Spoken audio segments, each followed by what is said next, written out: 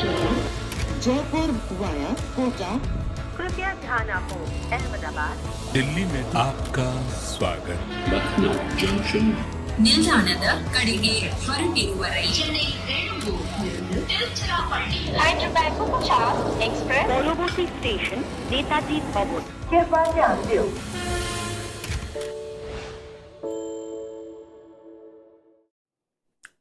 Well, Mumbai people are used to one-way traffic, but not this fast and definitely not this furious, what they were subjected to today at the Chinnaswamy. I'm Gaurav Kapoor. This is Cricbuzz Live. With me, Joy Bhattacharjya and Michael Vaughan. That was just non-stop traffic. And Mumbai was just driving in a one-way lane. Yeah, and what I loved about it was very purposeful. They took their time, they started off, then they really opened up. And the way Virat Kohli and Faf du Plessis batted has been absolutely amazing. Faf has just carried on his form. I told you, CPL, Big Bash, whatever he's playing, he's been in sublime form. And scoring at that run rate, which is he's always about 20, 30 points higher than he used to be. You know, he used to be a 135, 40 player. He's gone to being a 160 to 180 player. That's absolutely sensational. Yeah, he's 38 years old, Michael. It's not too shabby for the old boy.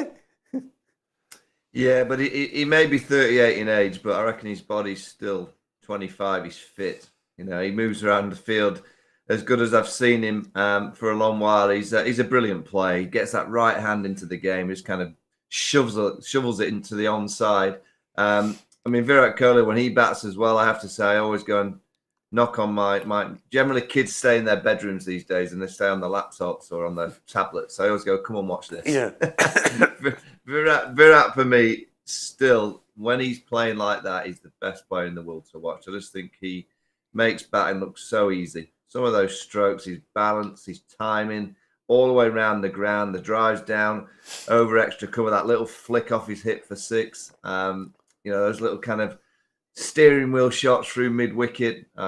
He's a joy to watch. The pitch is good. The ground's perfect for his style of play, but that was a real joy to watch for an hour and a half. Yeah, and that innings is the typical Virat Kohli business model, right? Because he got his 50 of 38 balls. The next 11 have given 32 runs. Template Virat Kohli. Absolutely. And that's a Virat which you know, the guy who scored 950 odd runs in a year. Yeah. That's the template he played with. Start slow. Once he crosses 50, he goes faster. Once he crosses 100, he goes even faster. Yeah. He's just amazing. And the thing is, he didn't need to go that fast because Faf on the other side was completely destroying the bowling. So all Virat had to do is get his singles, run his twos hard, get the out boundary when he can. And look where he's finished. I mean, he's finished at a higher strike rate than even Faf. So, I mean, not that they'll be competing, right? They're just happy they've got the win. It's not just a win, Michael.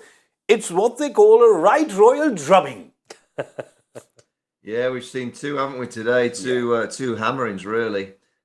Great performance by Rajasthan now from the challengers. And you're kind of looking at two sides that, you know, I think Bangalore, one day they will win this IPL. They will do. And they've got enough in the tank in terms of experience and know-how. I think Reece Topley's going to be a big miss. That looks a bad injury with that shoulder. But they've certainly got the experience. They've got the players. But as we know from history, that doesn't take you all the way to winning a trophy. Yeah. But surely now they're back at home. That ground is such a great ground for them that they know how to play there. Surely they're going to get to that top four. And then who knows? Who knows what will happen at the end? Yeah, well, Bangalore will win the IPL one day. Golden words from Michael's lips to God's ears. I said one day. I said one day. It might not be in our lifetime, but stop it! That hurt. That really was a dagger, yeah? It looked like, when it was coming, it looked like a flower. That quickly just changed into a dagger. Okay, let's have a look at what the Mumbai bowlers did or tried to do. It just didn't work out for them today. It was just the kind of form that the openers were in and that opening partnership that Faf and Virat had. Jason Behrendorff went for runs. Arshad Khan looked impressive. He's got a nice action. You like how he bowls. Got good shape. Yep, and not only that, he got 21 of 13 while batting, looked strong, could whack, give the ball a bit of a whack. No, he got about 13 odd, but he gave the ball a bit of a whack. Yeah. And I think he's got something there.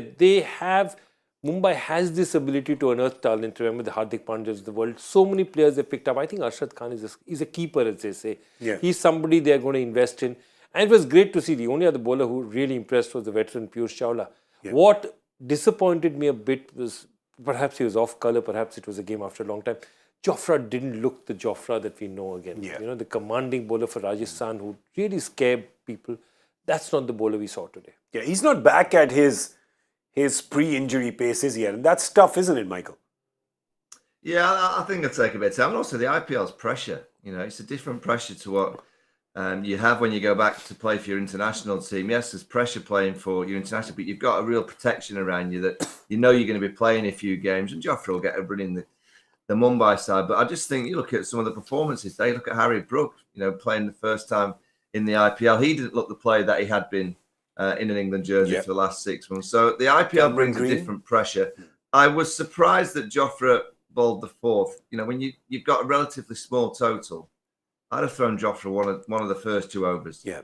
They need to get early wickets. You've got to go for your trump card. And if that's a pre-planned move that Jofra's going to bowl 4 and 6, there's times in cricket and in 2020 cricket, you've got to go against your pre-plan and go, we need wickets. We need Virat early. We need Faf early. We need to get on the front foot with a couple of wickets to carry on with the momentum that we got with the bat towards the back end. So I don't think it was easy for him to come because there were, I think, 30 for naught when he got his first over. They're both in. They've got their eye in. So it's not an easy 2 overs to be bowling when you've got 2 outstanding players set. I think it'd have been better suited bowling at the top end to try and knock 1 or 2 of them over. Yeah, I just want to add to that point. Again, what's the story out here? It's a backroom team, it's your tech team turning around and telling you, your analyst turning around telling you Virat is vulnerable to the left arm ball coming in. Yeah. Okay, Arshad Khan brings the ball in. And sometimes, absolutely, you're too dependent on that. Sometimes as a captain, you know, Rohit just has to say, great, that's fantastic, but I'm going to change that with this total. I'd like to give, you know, Jofra a chance against him first. The momentum has just shifted. We've just managed to put some runs in the board in the end. Let me throw my best bowler in. And I think sometimes that balance between the captain on the field, who's thinking like a captain, you know, he's got to be very decisive, and the sort of backroom analyst team, that balance sometimes goes this way or that way. I can believe that with a lot of captains. With Rohit, it's a little difficult to believe that he would not go with his instinct because he's that kind of guy who kind of knows. Exactly, and he's it was just a bad call. Yeah, he was an India captain. Yeah. But somehow he felt that perhaps the ball coming back would be more scary for Virat. Yeah. Jofra Archer came, the first ball, Virat did hit it back to him. Very difficult for fast bowlers, especially at that pace, running in and that height. It's very difficult to reach down and make that catch. But if he had, what could he, would he, should he, I don't know. I think more than that catch, the catch that Hrithik Shokeen dropped, that's the one that Michael, perhaps the fielding coach will have a bit of a word in his ear. Yeah, it'd be in my fielding academy for that, I'm afraid. I like the way you brought it in very, very subtly.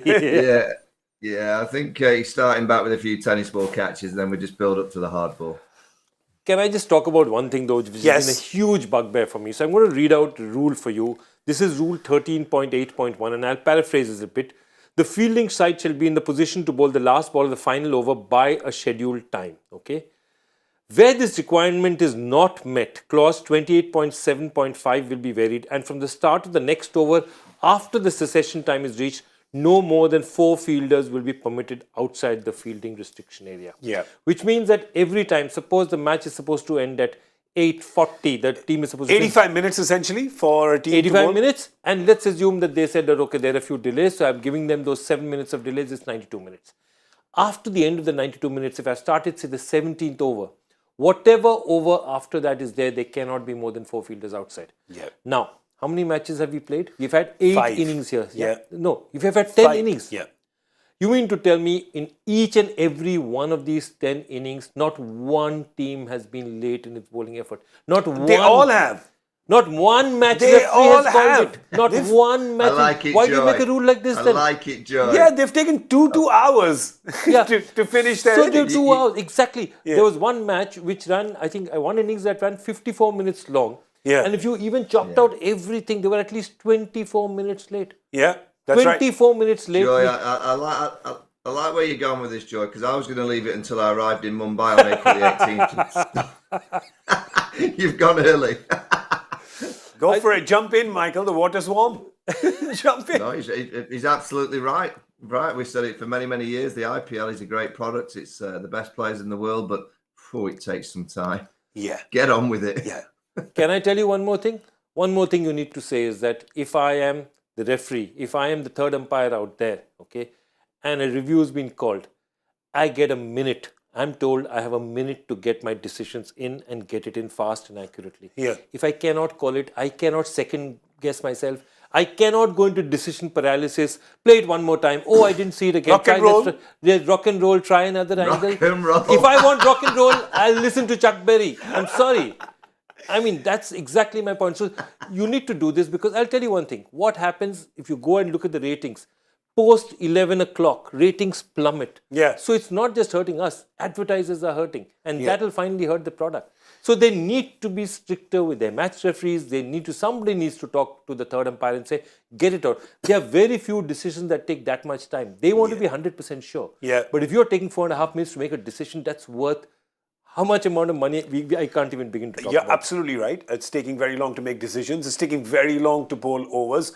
You can't have innings that go beyond 2 hours. You can't have matches that are lasting more than four hours for a T20 game. That is quite absurd. And today we have to thank Faf and Virat because of that 148-run opening partnership in under 15 overs. They've ensured that we've had an on-time finish, and that's why a lot of you are watching. So the ratings haven't dropped because it's only a few minutes past 11. But it is a Sunday night. So I'll get on real quick because the teams aren't. The first game today, and there's another thing, we didn't get a chance to review the first game because the second had started by then. Absolutely. That's how long they're taking. And that was a one-sided game. It was Hyderabad who won the toss and put Rajasthan into bat. And at that point in time, Rajasthan, of course, 85-run power play, thanks to Joss Butler, Yashasvi Jaiswal, all three of them, because Sanju came in at 3, all three of them got half centuries. They got to 203 for 5 at the end of their stipulated 20 overs. And Hyderabad, well, they tripped and they stumbled and they doddered to 131 for the loss of 8 wickets. Yuzi Chahal, the star bowler, picked up 4 wickets for Rajasthan. So basically, they're 2 champions from last year. The orange cap holder, Joss Butler, picked up where he left from. And the purple cap holder, Yuzi Chahal, has picked up where he left from. Obviously, he watched us last night and decided that what I've been talking about is absolute rubbish and decided all this regression to the mean rot has to be put, lessons have to be told. Here's right. 4 wickets for you, son. There you go. Shut up and listen to us the next time. Yeah, 4 over 17. He was just on fire today and 4 wickets. So he was just absolutely spectacular. Other interesting thing, perhaps it'll go down in the record books. The first time an impact player has been the highest scorer for the team. Abdul Samad was the impact player for... oh, wow. Yeah. So he got 32 runs. Nobody else got any runs. Slim pickings, Hyderabad. Yeah. Slim pickings. But yeah, it's interesting that your impact player comes in and scores 32. He was your 7th choice batsman, as it were. Think about it. We were, of course, talking about other people having to pick up their hand, raise their hand and be counted. And today, I think both the captain and Jaiswal both did that, Michael. Yeah, absolutely. I thought the Rajasthan performance, I mean, I heard Kumar interviewed and said he was going to, his team were going to bowl first as well. So they wanted to chase. They were asked to bat first. Don't quite understand why you'd want to allow an opposing team to bat first on that road. Rajasthan looked excellent. They were tremendous. You know, they've got real experience. They've got this core group of leaders in the team. And, you know, I do think it'll take them a long way in this tournament. All the problems are with Brian Lara and the Sunrisers because they've had a good kind of auction, but really that team didn't click at all. So Brian's got a bit of work to do. You know, it's a one-off game. You know, you can come back strong, but at the early stages of the IPL, you're generally trying to throw a few punches to just throw a few warnings to the opposition that we're here and we've got a real good system ready to go. Rajasthan looked completely solid. The Royals tonight looked completely solid. And Mumbai and Hyderabad will just have to, I wouldn't say go straight to the drawing board and rip it all up, but clearly they've had a really bad start to this year's IPL. The only advantage, of course, for Hyderabad over Mumbai is that they're getting reinforcements. Their captain for the season is still not here. That's Adrian Markram. He will arrive with Heinrich Klaassen, with Marco Janssen. So they've got some cavalry still to come. Yeah, they've got some cavalry still to come, but the same you can't say really Mumbai. Mumbai has everyone, right? Mumbai has everyone. Not only that, the players who are the sort of fringe players have performed. who hasn't performed. The stars haven't performed. Yeah. So the problem is you can't even drop the stars. It's Yeah. not that your fringe players don't perform, so you change and bring in other fringe players. Yeah. They've done well. Well, so for Mumbai, yet again, some questions. So nothing has changed. Actually, if you see, nothing has changed in any of the games from the last season for anyone. Right? You have Faf and Virat scoring runs. You got Chahal and Butler doing what they do best. You've got Mumbai, who couldn't win last season. They've ended up exactly there with one-way traffic. So yeah, we're pretty much in 2022. Is today 2022? Yeah. So what's going on? Have we Have gone I back? actually written my check right? Because you obviously get it wrong for the first month of 23. Yeah, but I don't write any checks. I just get them. I like it. And no outgoing, only incoming. Well, there was incoming points for both the Royal teams today. So let's have a look at the points table. You've got the Rajasthan Royals, who picked up the 2 points. And of course, the Royals from Bangalore, they've picked up 2 points as well. And Gujarat, who have picked up 2 points in the first game. And the other 2 winners, of course, are Punjab from yesterday and Lucknow from yesterday. We've had 4 very one-sided games over the weekend. The close game to begin with, Gujarat and Chennai. But we've had 4 very one-sided games, haven't we, Michael? This has been a very one-way traffic kind of weekend. Yeah, and it's that end column that I always look at, the net run rate. And you look at Hyderabad down at the bottom with an absolute Let's bring it back hammering. again. Yeah, let's have another look at that that right Jeez. column. I think we were saying earlier, it's almost like you've lost 2 games Yep. because it's giving you a real negativity in your net run rate. And you look right at the top at Rajasthan, they're miles ahead in terms of net run rate as well. So big days for the likes of Rajasthan and Lucknow with that win just the other day. But down the bottom, you always say if you're going to lose, compete, and get close. Yeah. But a couple of those performances today have been disappointing in terms of not competing. Yeah, and the reason why I said that, why this loss is what 2 losses is because there's inevitably a mid-table muddle that will happen because these teams are just so close to each other. Anyone can beat anyone. They're all full of star performers. And with 4 qualifying out of 10, there's going to be a mid-table muddle. And that's when you look at a negative net run rate and go, it doesn't matter. I got to be 1 win clear of these guys because if we go head to head, I'm going down. Yeah, absolutely. I call it's the end of April, it'll come. I call it calculator week, where everyone suddenly discovers the calculator function on their phone and starts calculating run rates. Because calculator week starts at the end of April and then doesn't end. Because by that time, you've seen all the logjam has happened, Yeah. All the cars have been parked now. Somebody's trying to get in parking. Somebody's trying to go into fourth. Yeah, somebody's trying to get out of their car, but they can't open the door because the other one's so close to you.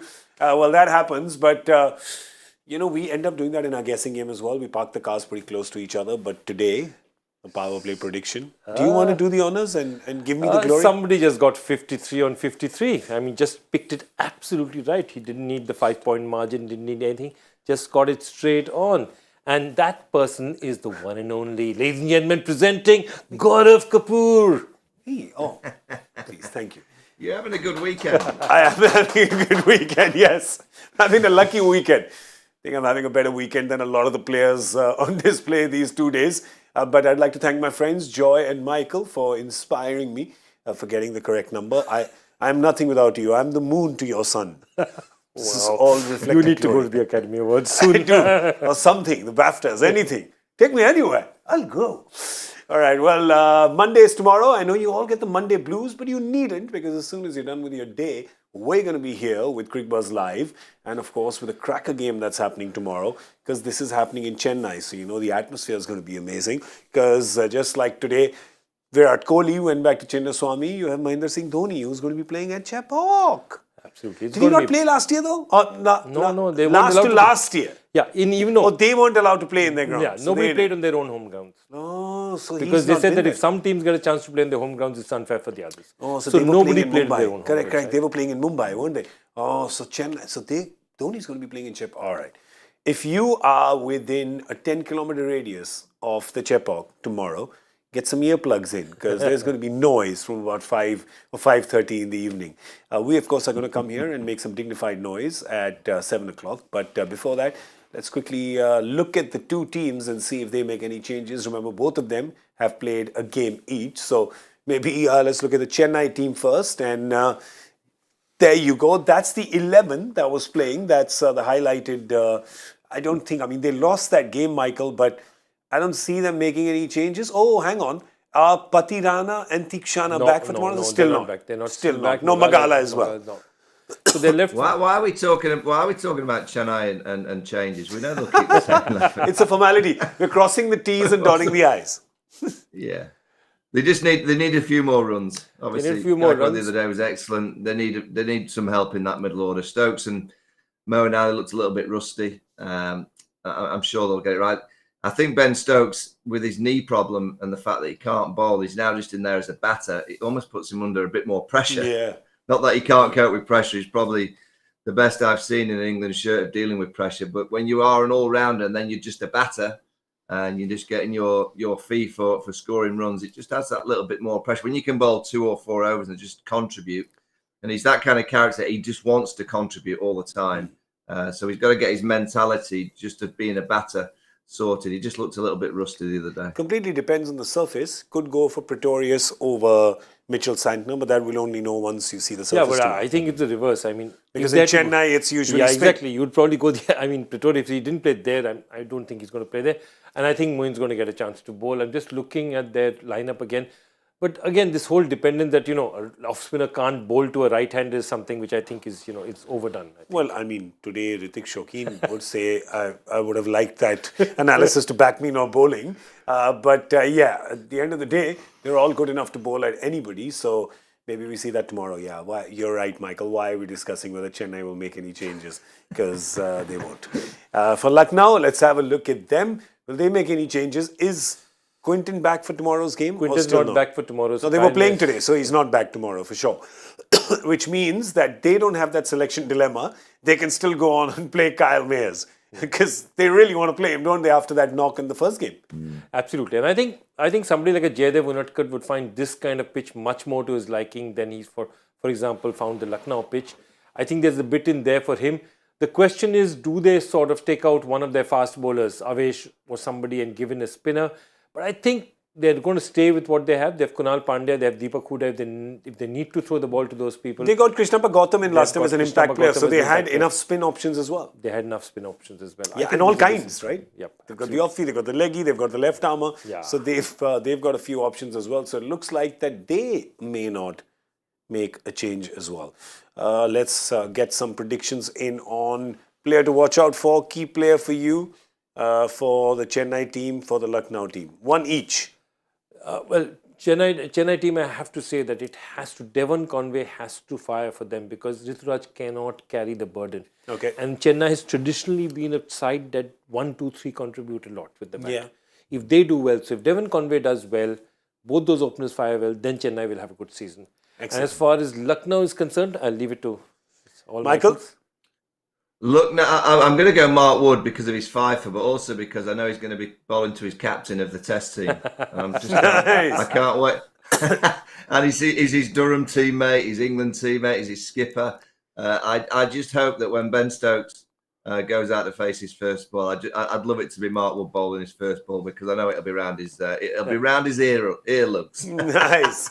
And also Wood bowling to Moeen Ali. I'm intrigued by that kind of inner battle as well. It's Mark Wood the other day was magnificent. I love the way that he bowls. I love the way that I love the way tonight that Siraj ran in and bowled quick. With a bit of aggression. T20 cricket is pretty much set up for the batter to whack it out the ground. So when you see a bit of pace and a bit of hostility, I think it's a great vision. Okay, I'm going to go with Ravi Bishnoi and Moeen Ali. Interesting. That's what I'm going with. Moeen's a good shout. Those are my guesses. And of course, tomorrow you can join us here and quiz me and humiliate me and embarrass me if I get them wrong. But you know what? I don't get too much wrong. Unless it's a joy factor question, which I never get right. And today's question was? Because who or what connects the films Ek Masoom and Charitra with India's first test win against the West Indies? And I think we would have got a lot of answers for this because it's bittersweet. This Salim Durrani, the great Salim Durrani, left us today. He acted in both films and he, of course, dismissed Sobers for a duck in the Port of Spain test, took 2 crucial wickets, Clive Lloyd and Gary Sobers. And that first win, it was Gavaskar's first test match. That's the first time India beat the West Indies at Port of Spain. It was a big day. It was a really big day. Salim Durrani was a very big man. Yeah. He was a T20 star, 40 years before they started the format. Wow. It's a tragedy. You know, in India, they used to just, whenever he used to play, they used to say, sixer, hit a sixer. And he literally hit it on crowd demand. Wow. And that kind of a guy would have done superbly in this kind of format. Yeah, and of course, deepest condolences to his family as well, and really one of the greats, and played this part in one of the most historic test wins in Indian cricket history. So rest in peace, Salim Bhai. We have a lot of people actually who got it right, and we have the first person who got it right was Surya Shesha. So Surya Sesha. This is a name that Sean Connery would struggle with. Surya Sesha. Surya Sesha. Well done, Surya. Congratulations to you. You are the winner of today's Joy Factor. All right. So that's it. That's business for today. Are you happy, Joy? We finished early. I am delighted. Yeah? I'm delighted. Thank you, And I'm Faf. glad Thank you, we Virat. don't have any third umpires and match referees here. That's right, we don't. So thank you, Faf. Thank you, Virat. Thank you for that wonderful display of batting. And big thank you to Michael Vaughan and Joy Bhattacharjya. Thank you so much. Gents, good gents. And I'm Gaurav Kapoor on behalf of our entire crew that's been working hard here on the doubleheader weekend. It's good night and good luck. We'll see you tomorrow evening. Bye-bye. Jaipur via Kota. कृपया ध्यान आपको अहमदाबाद दिल्ली में आपका स्वागत ನಿಲ್ದಾಣದ ಕಡೆಗೆ ಹೊರಟಿರುವ ರೈಲು পরবর্তী স্টেশন নেতাজি ভবন। कृपया ध्यान दो